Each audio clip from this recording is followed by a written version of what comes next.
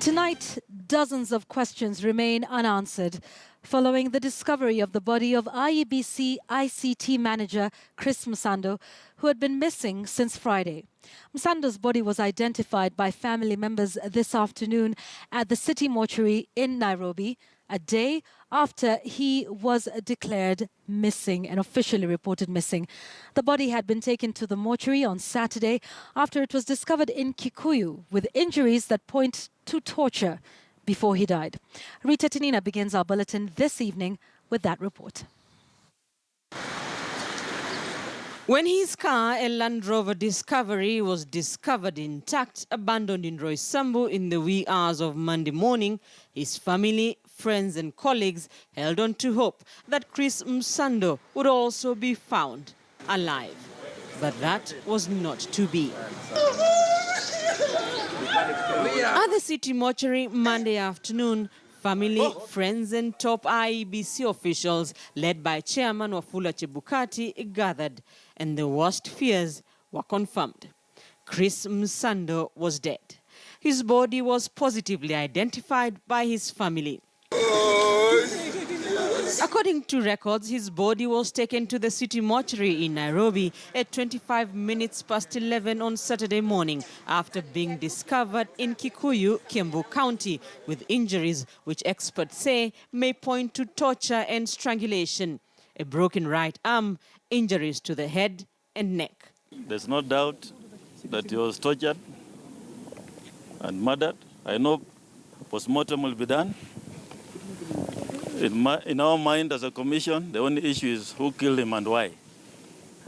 And that's a question that must be answered.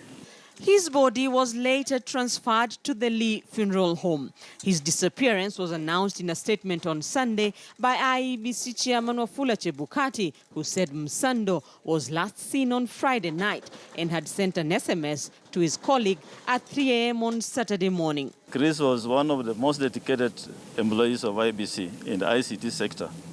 He was the driving stone in the IEBC sector.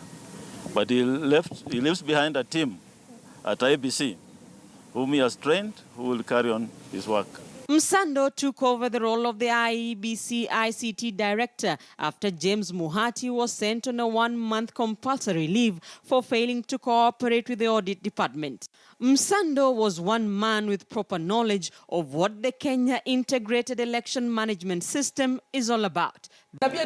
Chris Msando ambaye ni mtaalamu wa teknolojia katika tume ya He spent some 2 hours on KTN News on Friday evening, outlining how the August polls will be different, how they will be foolproof. Mitambo iko sawa?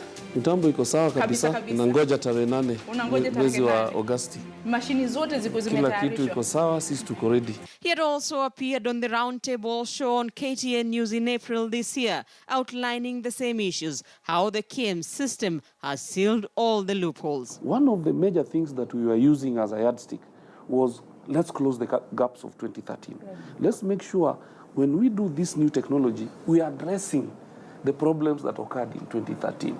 Msando is said to have reported to the police that his life was in danger after receiving death threats. His mysterious death, coming just a week to the elections, leaves many questions unanswered. Just who would want the ICT expert out of the way and why? Rita Tinina, KTN News.